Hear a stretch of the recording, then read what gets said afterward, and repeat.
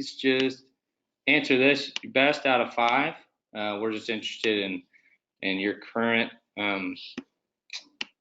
compliance environment and how you feel in your role at your organization. So I'm just going to give you guys some time to submit your answers here. 5 is the best, right, Matt? Yes, 5 is the best, 1 being not the best, and everywhere in between. So we'll give you guys about 5 more seconds just to make sure majority of you all have voted here, and then we'll move on.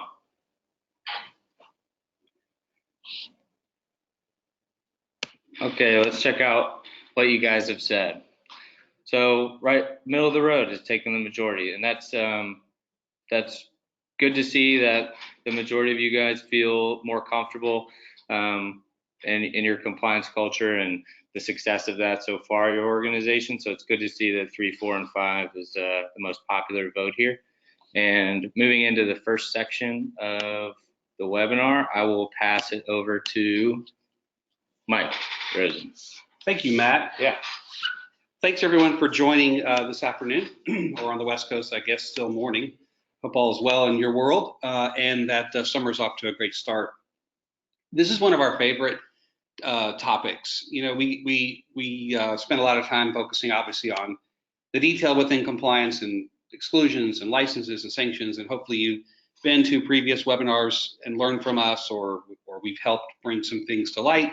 But in this one, it's a lot more fun, because if you are lucky enough, for those of you who rated your organizations, either current or past, I guess, in the 3, 4, or certainly 5 range, then you know what it's like to work in an environment that embraces and appreciates and lives out real values, because really culture is really about values, and it makes life a lot easier, and it also, would venture to say, makes it the kind of place that you, although it's work, you don't mind going to every day. It's the kind of place that, even though it's not perfect and there's always going to be issues, you know that the ship is going in the right direction and that everyone is rowing, if you will, to the same pattern. And that really makes life a lot more enjoyable. When it comes to that, with regard to being in compliance, which I assume most of you on this call are or touch in your role,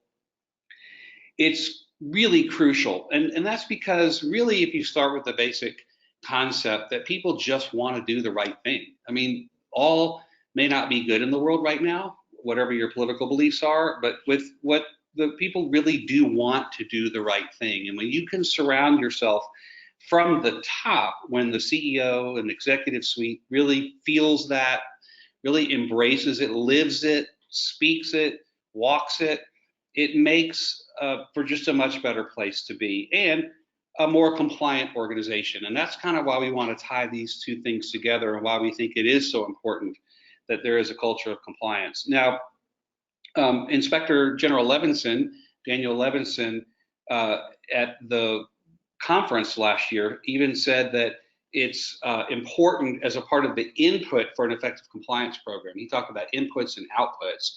And the only way to really get, his point was, the only way to get an effective output of a well-run and compliant organization is to spend the time on the front end in what goes in, right? Put something into the efforts of a strong culture and that of compliance, and you can expect to receive great outcomes on the back side of that.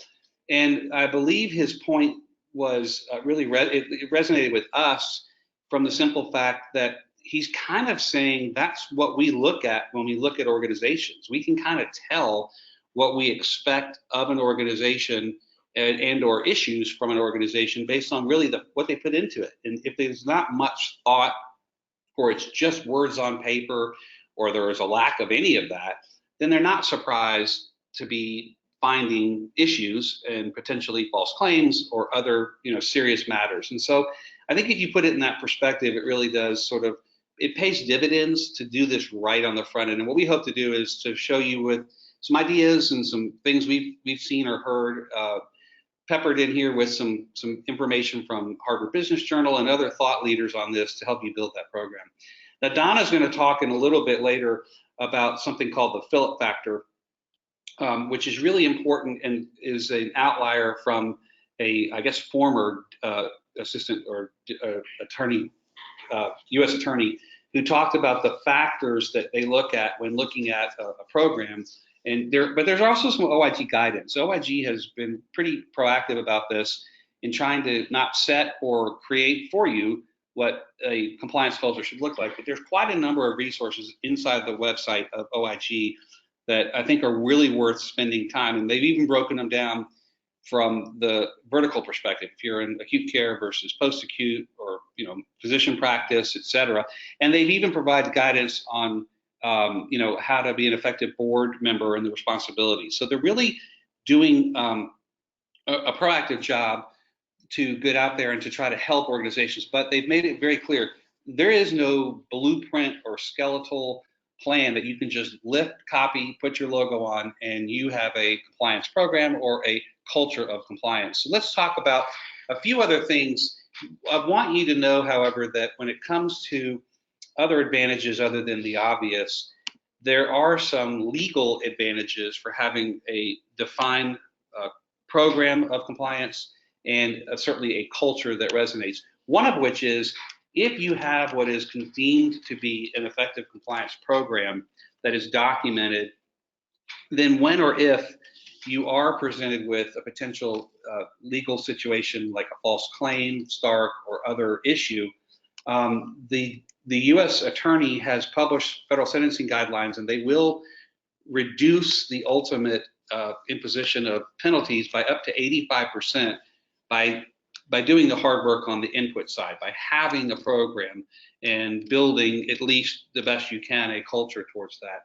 Now, what you can learn from companies that did not spend the time on the input side on the front end, or who were deemed to be effectively not really having one, are those that sometimes find themselves in the situation of a corporate integrity agreement.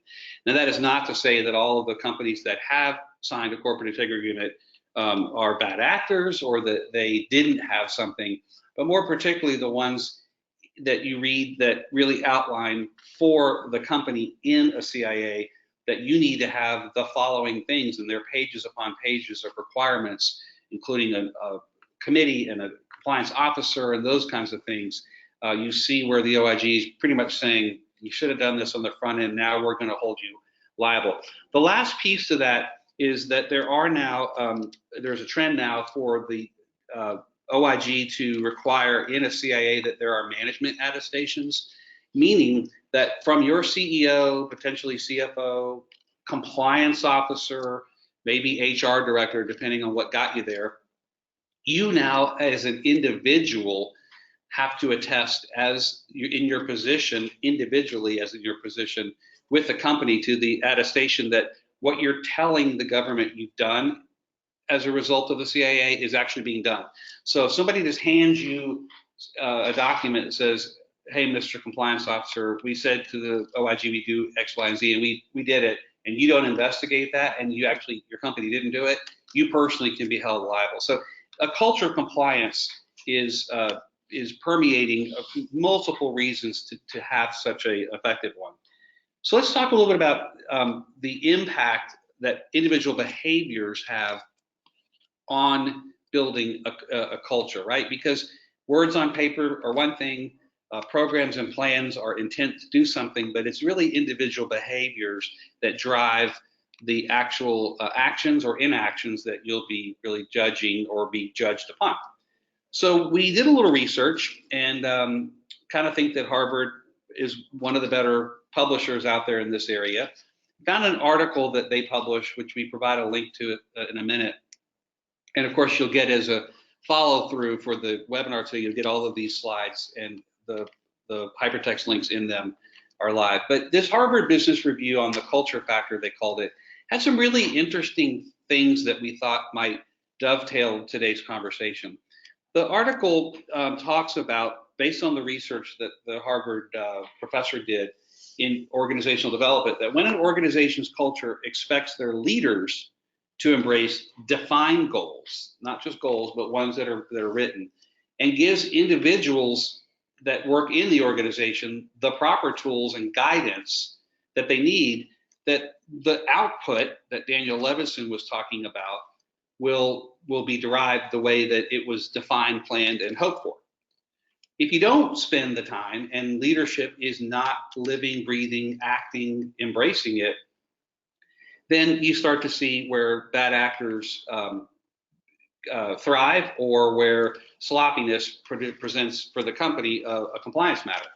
So their overall research showed that the strongest cultures that did so well, even when times were tough, because times are never not tough for organizations, whether that's reimbursement issues, whether it's legislative issues, whether it's a number of things that could, affect your organization. Even when those times of stress occur, if the culture of the organization believes and thrives upon it, then they're given confidence at the individual level to face those challenges and do the right thing.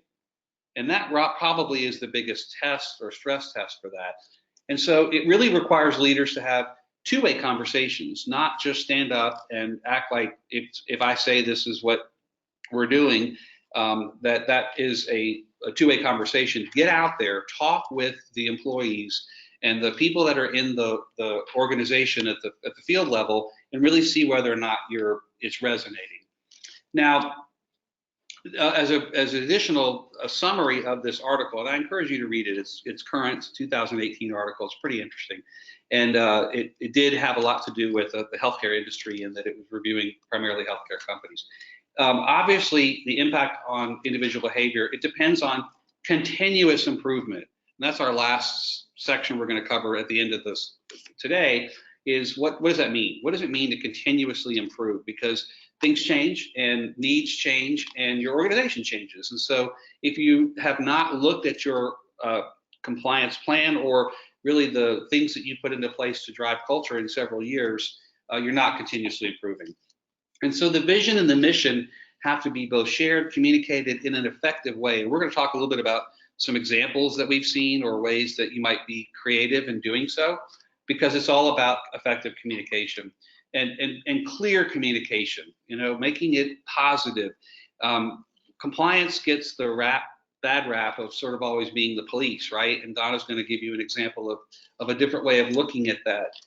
You're not the police. You're there to provide tools, guidance, and help, and be a resource, even through a hotline if necessary, when people see things that aren't going well or according to plan. So it is imperative that there is strong encouragement to challenge and innovate. If you don't really, I would imagine those of you who scored certainly in the 4 and 5s on the first poll question, you probably work in an environment, large or small, in which you're able to talk openly to your line management or to senior management, and probably there's an open door to say, I really think we should try this, or I'm really concerned about that. And if management has their ears on, then that organization is probably why you scored a 4 or 5, because you feel you're being listened to. You can tell the organizations that don't do this, because they're the ones who typically have a key tam, or an action brought by a disgruntled current or former employee who tried to go to management and couldn't get it done, and so they go to the authorities. And that's an example of a company that probably didn't have a good culture. So again, this is always tested when you're in times of stress, to know that you're going to have the right output based on the time spent on the first part, because people trust and respect the system. So culture does matter, right? So when you look at it from that lens and perspective, the companies that do well are attracting the people that they want in the organization, and probably have very low turnover, because people want to work and contribute where they're valued. It obviously then means retention is good at that organization. And for those of you in healthcare, particularly post-acute, a well-run company might be 80 to 90 or 100% turnover a year. That's a well-run company, because it can be 300% in the work and the types of staff that you're having to hire, that you're being paid, $10, $12, $8, $9, whatever it may be. It's hard to keep people like that unless they feel that their voices are heard, they're cared for by the organization. And so in order to attract these high performers, and retain them, culture really does matter. Look, for those of you who live in a large city where there are multiple hospitals, here in Nashville, we're right across the street from HCA's headquarters. I can look out the window and see 4 hospitals, 4 really good hospitals. Vanderbilt, an HCA hospital, St. Thomas, and others that are all within sight. And if I had a medical issue, if it's covered under my plan, I can go to any of them. I'm going to go to a place that has good brand reputation. I'm going to go to the place where I know from people in the community that the nurses like working there. They feel like the organization's well run. If you are in a small town where there's just 2 hospitals per se, and one's just not living the values of the culture and the other one really is, which one are you going to choose as the patient, right? You're going to go to the one that people has a high retention rate, has a good success rate, and you're probably going to find a company or culture that is the kind of place you would expect to see. You can clearly see the negative effects for companies that don't embrace culture in bad publicity, high litigation, false claims, and then star ratings, right? Star ratings is the government's attempt to really kind of put out there how they're seeing and how these organizations are ranked. And I would venture to say those with higher star ratings have a very high impact and value of culture in their organization. All right, so we said that we talk about fun. Let's talk about non-healthcare brands and cultures. And I picked 4 that are, pretty ubiquitous.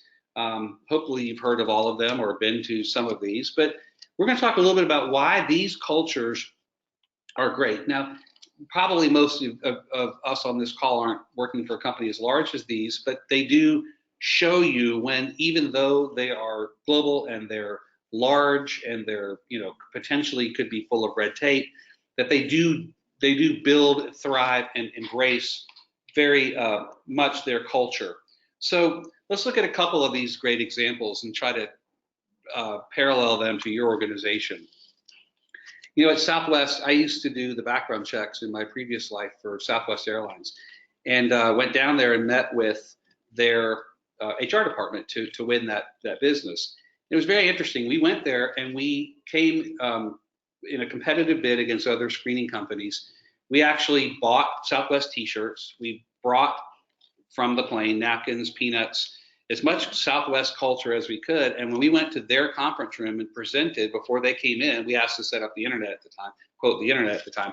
We set a table as if we were serving them, and it was all about them. And they immediately connected with us that we cared about their culture and we had taken the time to really understand them. And that is Southwest culture. When you walk into the Southwest planes, there's a sign that says, our people are our first priority. When you walk into the HR department at the headquarters off Love Field for Southwest, which I've done, there's a huge banner in the lobby that says, our people are our #1 asset. They live, breathe, and you feel it. Now, I hope most of you have had good experience with Southwest. I like them. We're all first class treated, right? Everybody has a first class seat wherever you are on that, and that's their motto. If you forget this about people and that you think that the people are not your culture, Southwest kind of shows you that's a really bad way of looking at it.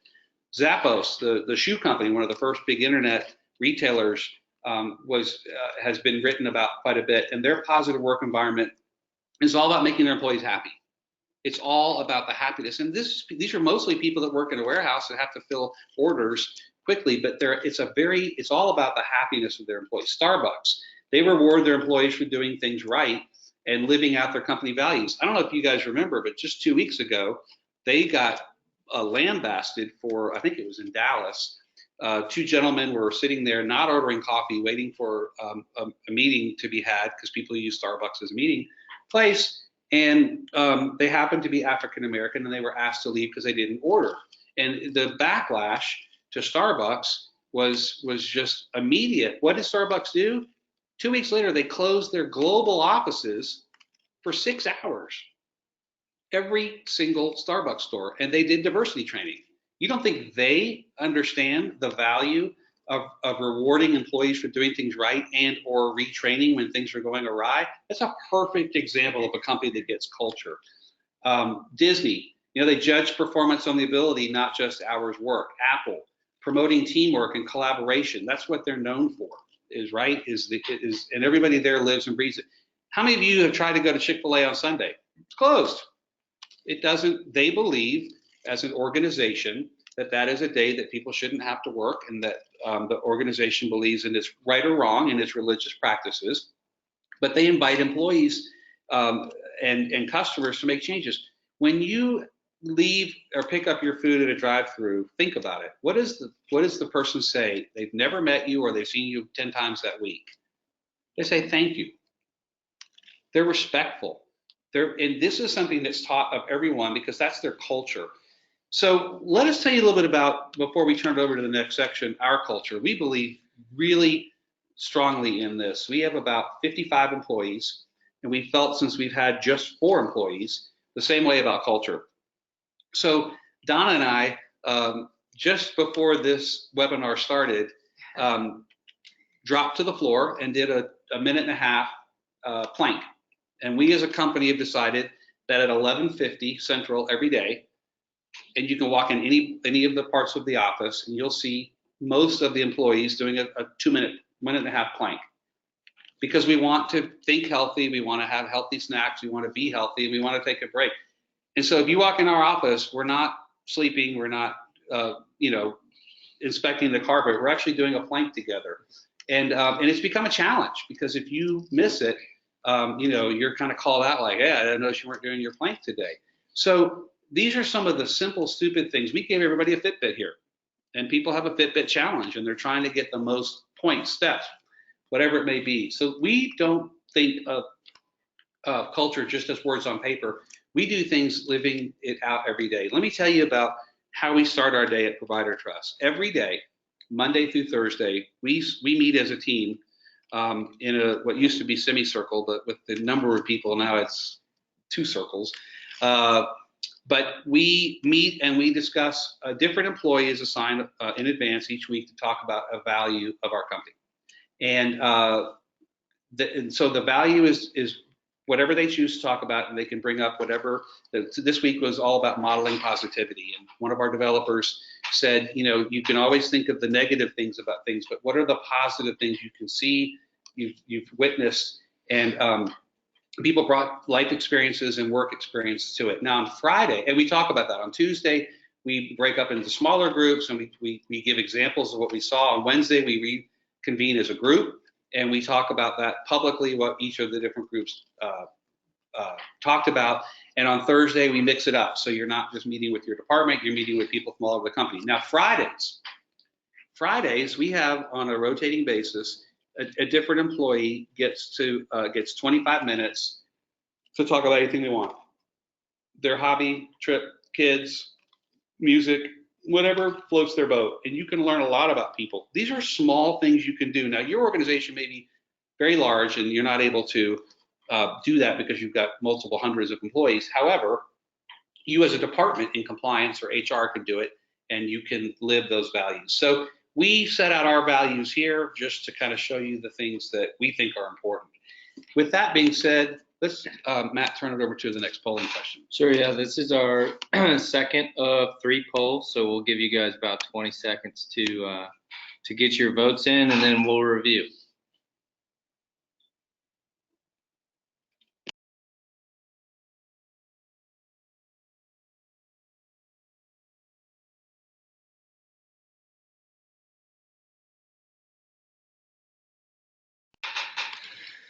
Okay, we'll close the poll here and share the results. So how much did culture impact your decision to join your current company? I know for me, it was the number one factor. I joined when I was 22 years old here at Provider Trust. And so I know how you feel, the people who voted number 5. So it's such an important part of particularly for me, work-life balance and the relationships I've created at work are pretty invaluable. So just wanted to get your all's input here, and thanks for sharing. Does that move? We'll move on to the next part here for Donna, building a compliance culture. All right, thanks, Matt. Yeah. And so we're going to move into kind of talking a little bit more specifically about building culture and a strong compliance program. So the first thing we want to talk about is a resource that came out in February of 2017 from the Department of Justice. And it's something that they use when they're evaluating organizations for criminal matters and whether or not they're going to prosecute or whether they're going to have a plea negotiation or whether they're going to pass. So it's really important, and I found it really interesting as I started to look into it and delve in a little bit deeper. So we have a couple slides. We're going to just talk a little bit more about that. One of the things that I learned was something that Mike referenced earlier called the Philip factors. And these were factors that were originally put together, I guess, if you will, by a Deputy Attorney General, Mark Phillip. And he used these, again, to try to help determine whether or not they should settle. So there were two Phillip factors, and they were whether or not there was an existence and effectiveness of a corporation's pre-existing compliance program. So before they came into this investigation, what did that pre-existing compliance program look like? And then the second one was remedial efforts to implement an effective compliance program or remedial efforts to improve. So, okay, did they have one that was effective, or did they acknowledge that they didn't have an effective compliance program, but they were working on it? So I included the February 2017 evaluation as that link on this particular slide. So let's delve into a little bit more of the specifics of the guidance that the Department of Justice put together for us. Perfect. Sorry, I was clicking on a different slide than Matt was. Sorry about that.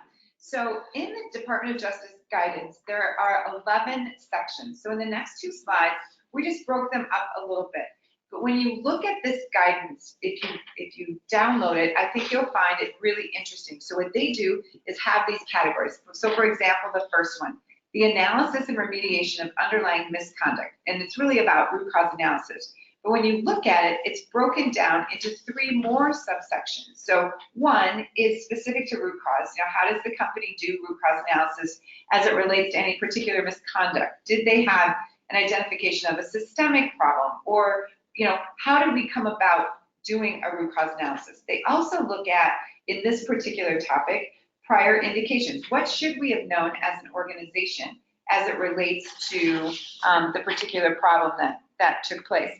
The other area is remediation, right? So just because you know there's a problem, you do a root cause, but how do you remediate, right? How do we fix it? So again, a really great guide for us. The second level was really interesting to me, or the second factor was the senior and middle management, and they called it conduct at the top. And that's really a change, I think, for many of us. I think we're kind of used to the buzzword tone at the top. And what this guidance was really starting to shine a light on is it's not okay to just talk the talk, right? That's the tone, is the talk, the conversation. But what they really want to see is us walking the walk, right? So as senior leaders, what are those people, you know, what's their conduct? What are they doing to really model compliance? And Mike alluded to some of the new CIA requirements. And one of the CIA requirements is an attestation of the actions that I, as a leader, or even as a director, in my role, what actions have I taken to really promote compliance? So we talked about this when we were preparing this presentation, and we really wanted to use their vernacular. And I think it's important for us in the compliance profession to start thinking about how we're going to use conduct at the top and maybe changing our vernacular to help others see how important it is to model, not just to walk or to talk the talk. The next section is really the autonomy and the resources of the compliance department. So it really speaks to the role of compliance. You know, are they part of training and decision making? What role did they play relative to priorities being set and strategic planning for the organization? Did they have a voice?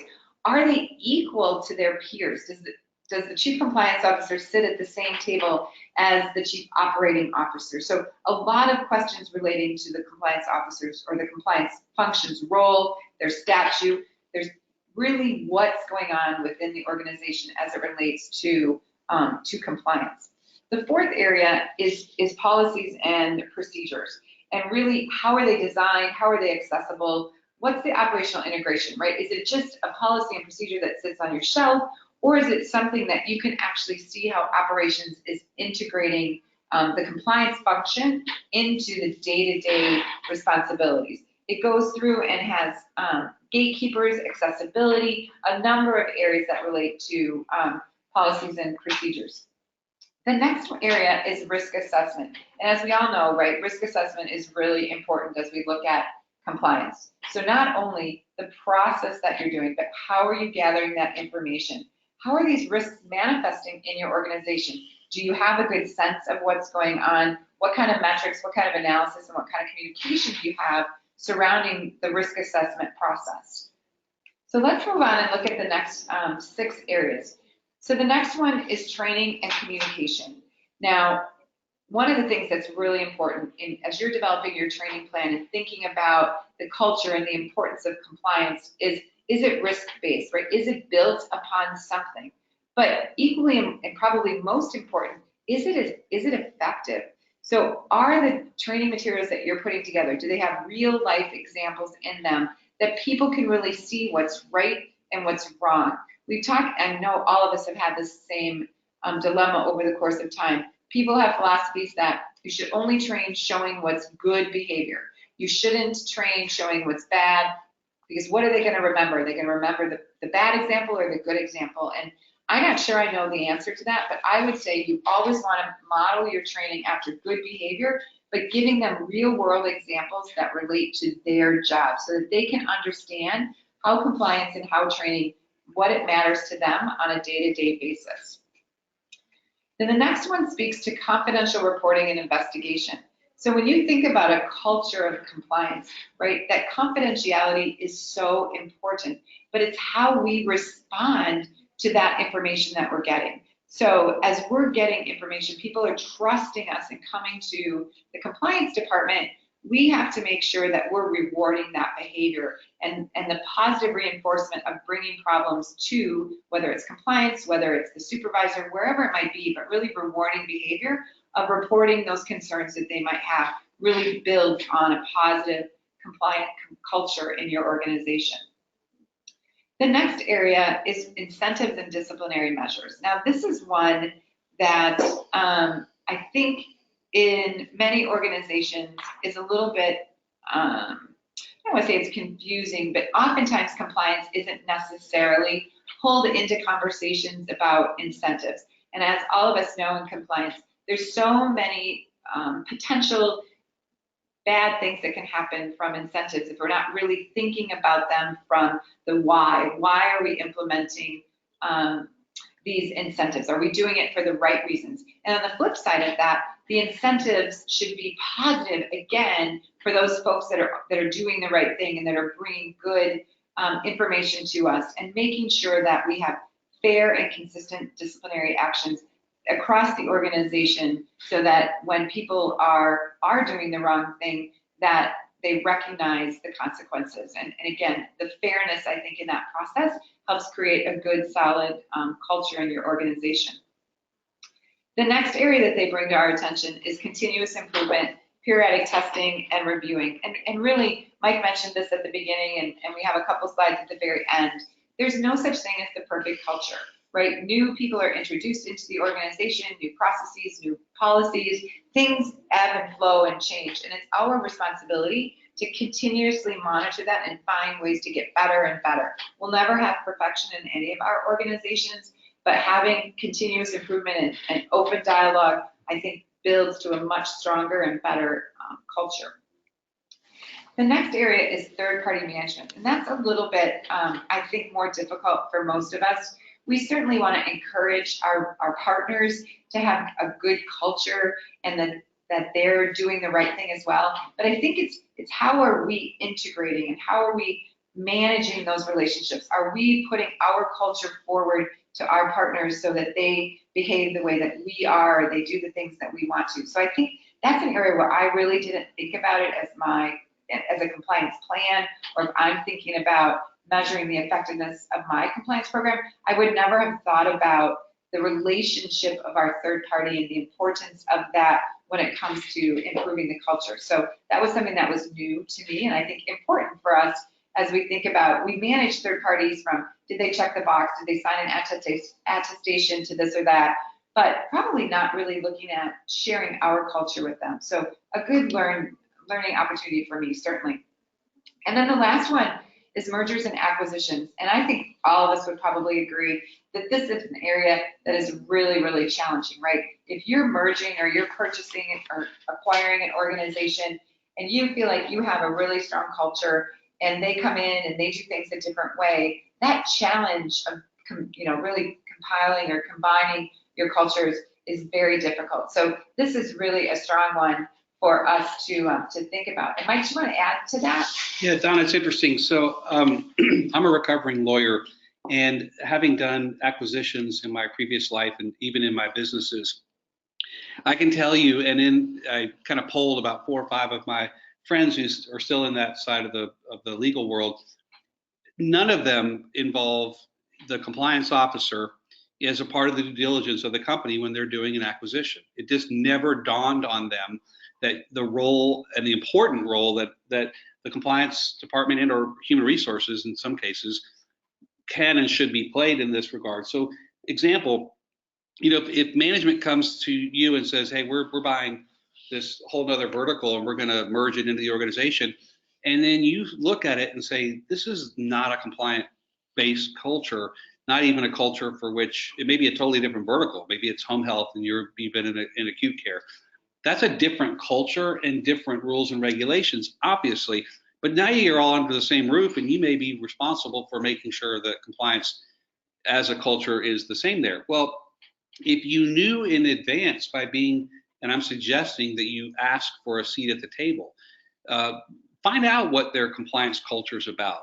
Take a look at their hotline calls. Take a look at, ask a few employees if they know much about, how the organization feels about it, so that you know what you're inheriting. Because it's a lot easier to be on the deal side of the table and say, well, I don't know, we put these 2 companies together because on paper financially it looked great. Now you guys go figure out how to make it work. And that's kind of what gets dumped back in your lap. So really, when you think about it, you guys could play such an important role, and really I think should in advance kind of look for the areas where the floor is a little weak, maybe in the places where you're buying an entity or where it's just strong and bolsters what you're doing and you want to emulate and add to improve your plan. So don't miss that opportunity to raise your hand and say, I'd like to be a part of this, and kind of come up with your own sort of assessment. Whether or not it's going to affect whether they do the deal, at least management knows what they're inheriting from a compliance culture standpoint. Excellent. Thanks, Mike. So I think we're going to move in now to the next section, which is measuring a compliance culture. So the next resource that we want to bring to your attention, which I'm sure you're all very familiar with, is something that Daniel Levinson introduced at the 2017 HCCA annual conference. And that was a resource guide called Measuring Compliance Program Effectiveness. And this is a guide that has all sorts of areas of opportunities for you to measure the effectiveness of your program. So the link is in here. If you haven't looked at it before, definitely take a look. You'll find more areas than you can possibly imagine evaluating. And again, the OIG stressed throughout the conversation about this document is that it's not a blueprint, right? It's not a checklist. It's not something that you have to use every single thing in it. It's just a guide of a group of folks that got together, that brainstormed on best practices that were then put into a resource guide. So I would highly and strongly recommend that you take a look at it. And then the other thing, just some, I guess, basic tips, thoughts about measuring culture.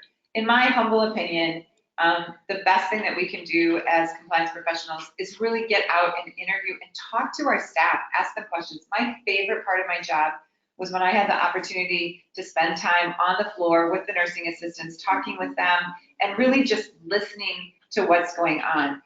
Ask them some very specific questions about whether or not they're comfortable reporting concerns to their supervisor. And if they say no, obviously you're going to dig into the why behind that. Ask them what would happen if they called the compliance hotline. I'm sure many of us have had the experience where you're talking to folks and they're like, oh my goodness, I would be in so much trouble if I called the compliance hotline. There's a root cause behind that. So understanding that and trying to determine if it's leadership at that particular location, is it a regional or divisional issue that's going on, or is it a corporate culture problem? Where does that concern come from? And then I always like to just say, do you really know what compliance means? What does that mean as it relates to your job? And I think that's a good evaluation of whether or not you as the compliance professional have done your job well. Have we really done a good job of communicating culture in a way that helps our staff really relate to their life and their job? And then think about what metrics that you want to monitor. And these are just a couple. There's so many different ones that you could look at. But one of the things that in my organization, in my past life, I had a challenge really getting good metrics related to disciplinary actions and the fair and consistent component. So I think that's something that is important to see. So as we talked before about celebrating and acknowledging those folks that brought the good stuff to the organization. So making sure that you're able to track that. And then, of course, how many hotline calls, where are they coming from, what's the reasoning behind them? All of those are good opportunities for us to really look at measuring culture. The next area we want to talk about is that conduct at the top that we mentioned earlier. I think before we get there, I think Matt has one last polling question. Yes, our final poll. So thanks everybody for contributing to these here. And we'll just launch this one. Our last one here is, do you have a role in developing your company's culture? How do you feel your role affects your department, all the way up to the entire organization? Where do you think you sit in there? Do you have an impact or not? So we'll just let about 5 more seconds go by, and then we'll share the results. All right. So, all right, 78%. Great. That's fantastic. Well, we love to hear that. So I think the next slide that we're going to talk about is getting buy-in. So it sounds like all of you certainly have done kind of knocked down that first obstacle and you feel like you have a role in setting the culture. So that's fantastic. One of the things that we like to talk about is really leading by example, right? Be grateful and respond with integrity, really making sure that your folks feel appreciated and that you're responding appropriately. Mike mentioned that always remembering that compliance isn't the police. I think many times we're looked at as the naysayers or the ones that are telling us, we can't do something, but that's really, in my humble opinion, short-sighted. I like to say to think about yourself as the umbrella, that compliance as a function is the umbrella that protects the organization, right? Our role in compliance, we don't have the final decision from an operational perspective as to whether or not the organization is going to do the right thing, but our job is to protect them and help them learn and understand. So I always like to think of compliance as an umbrella versus the police. And then help our leadership lead by example. Share those great compliance success stories that you get to hear about every day. I used to meet with our CEO on a monthly basis, and I would always have an agenda item that was just to tell him something great that had happened about compliance, because unfortunately, I was in his office more frequently than not when it wasn't positive things to share. So I always wanted to make sure that I had an opportunity to share positive stories with him that then he could then share with other folks as he's talking the talk, not just walking the walk. Communicate culture. We worked really hard to incorporate compliance into all of our messaging. So every training program, whether it was a clinical training program, an ops, didn't matter what the topic was, we inserted a singular slide relative to compliance in every presentation. And I just think that's so important. And as that happens on a routine basis, it just becomes part of your daily life. So any way that you can insert your compliance culture more often, go for it. And then the last thing is remediate, but don't be punitive, right? Be fair, be consistent. And again, celebrate the fact that folks are bringing information to you. And then the last one in this section is really that conduct at the top, right? Help your leadership. Ask yourself, how does leadership demonstrate and model compliant behaviors? As you're thinking about measuring the effectiveness of your compliance program, these are, I think, really important things for us to stop and think about. As an organization, does your organization support you? Do they support compliance? Do you have a seat at that table? Is it properly resourced? Are you compensated equally to the others? I think absolutely that's important. You need to make sure that compliance is looked at as an equal part and an important part of your team. Do they incorporate compliance into the operational decisions, training, incentives, the things that we've already talked about, really thinking about in your real world, how does that play out? And then do other department leaders respond to compliance inquiries or hotlines, or is it kind of just all fall in compliance? I think it's important for everyone to see that compliance is all of our responsibilities. So when they see other department heads asking compliance questions, doing investigations, following up, I think it's a great opportunity for us to spread that compliance culture throughout your organization. Donna, this reminds me for some of you to kind of put it in real life perspective outside of healthcare. How many of you remember the oil spill BP in the Gulf, right? It was a terrible environmental disaster. It affects still today, a lot of the gaming, fishing industry, and just the beauty of that area. Well, if you remember, the CEO was, I believe, British, and somebody asked him 2-3 months into it, how's this been for you? And he's like, I'd really like to get my life back, be with my family. Like, this has really been an inconvenience. And you're sort of thinking, you have permanently damaged the ecosystem, and all you can think about is how you would like to get back home and work with your family. Of course you would, but you're the leader of this organization. You're not showing much empathy for what's happening here. So you can see where that can quickly spiral for your organization if it's not really embraced. Thanks, Mike. So I think Mike's going to finish this up with talking about continuous improvement and growth. So in just a minute or so here, and then we'll open up for questions. We've gotten some good ones. So we talked about, the culture, how to create one and measure it. But what's the really internal impact, right? It's not all about the external. It's about what makes it feel good in your organization. Well, it's going to improve performance. We saw the Harvard Business article on that, and not only from a legal perspective, but just from a good governance standpoint. When you think about where healthcare is going, and this could be its own webinar, but healthcare reimbursement moving to performance and pay for performance, it's going to matter if your employees are happy, they feel like they're doing the right thing, they've got the tools to do so, because you're going to get paid based on the performance of them. And if they're apt to want to cheat the system or create a false claim, because that's what you encourage or allow, then you're going to run out of money, because you're only going to get paid once for that service. And so it just dovetails into where the model of reimbursement's going anyway. And quality indicators like star ratings and others we've talked about are really moving in this direction. So really encouraging a culture of engagement with accountable care is going to go hand in hand with where the market's going and creates an overall healthy environment. External impacts of a good culture, obviously, we've seen that the government looks at your plans, and if you're under an investigation, it's the first place they start. So you will get credit for having a healthy compliance culture. Maybe go back and look at some of the earlier slides on what things you might use to measure that effectiveness. And it shapes the public's expectation, your brand reputation, who wants to partner with you and help you be successful. So at the end of the day, it's all about continuously improving. Don't rest on your laurels. Really, for a healthy compliance culture, it needs to always be getting better. Get stakeholders from across the organization to provide feedback and feel like they can. Issues are going to happen. Don't be punitive when you are remediating. You're supposed to remediate. That's called improving. But do it where people felt good about bringing the issue to the table and how it got resolved. And always embrace change to help your organization grow.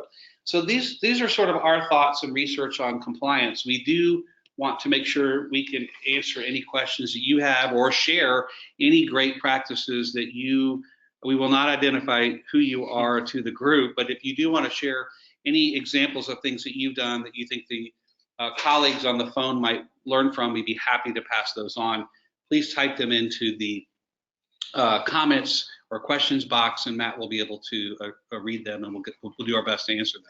Yeah, so while those questions come in, we are here until 1, so we're happy to field whatever questions you guys may have. But while those come in, I just want to say one more time that you will receive this afternoon. You will get a recording of this webinar as well as a copy of the slides, and all those links will be active. And you will also, for sticking through this with us, you will also receive your certificate of completion for 1.1 CEUs from the CCB. So just want to say thanks again from us for joining, and yeah, we'll just let some time pass for some questions to come in. Right now we have one. I think this might be more for Donna, but the question is, Donna from Brandy, do you know where to find a good resource for a risk assessment template? Risk assessments are a tough one. I think all of us want to have just a template that we can kind of fill in the blanks. And every industry is a little bit different, every health system. We did, I can't remember if it was this year or last year, Matt, we did a webinar on how to build a risk assessment process, right? Yes. Right, yes, so yes. Matt, maybe we could follow up and share that With a link slide deck to that. Yeah. with them, and that would give them some, because what that webinar was about was how to do a risk assessment, where to look, people to talk to, kind of just that whole 101. So maybe that would be helpful. Yeah, great. That is on our resource page on our site, but Brandy, I'll be sure to share it with you personally. That webinar is titled "How to Conduct an Audit." Thank you. I couldn't remember the name. It looks like that's really the only question we got here. So I will wrap up by saying, please, if you have any questions or any kind of, if you want to talk to us about anything, maybe your current compliance culture, or maybe how Provider Trust might be able to help you guys make a better process, just respond to my email that I'll send out. We'd also love your feedback. This was kind of a unique, fun one for us to kind of push and stretch ourselves to put together. If there's things you would have liked to have seen us cover, or other things that you'd like to have relayed as like examples of things you've done, please let us know. We're happy to collect that and improve this as we continuously improve our process. There's also lots of fun things out there that I think HCCA and others have done. If you go to YouTube, and there's a compliance dancing babies, where somebody took two twins that were trying to babble to each other and talked about compliance. There's some fun companies, I think Banner Health and some others have done and published their video of a compliance officer walking down the hall getting water gunned, and everybody like booing them, and then realizing they're not the police. So there's ways you can do these types of communication that are fun, and I would encourage you to look for those on YouTube or other places. All right, well, we're at the top of the hour, and we want to thank everybody for their time and participation. Yeah, thanks everybody for responding and signing up for this webinar. Please be sure to sign up for our next webinar, which is also pre-approved by the Compliance Certification Board. That webinar is the anatomy of an OIG exclusion. So we'll be sure to cover all your questions on exclusions and that process, and how to maybe make that a little easier for you. So Donna and Mike, thanks so much for being here today and sharing all this great information. And thanks to you all for joining. And we will see you next month. Thanks, everyone. Bye-bye.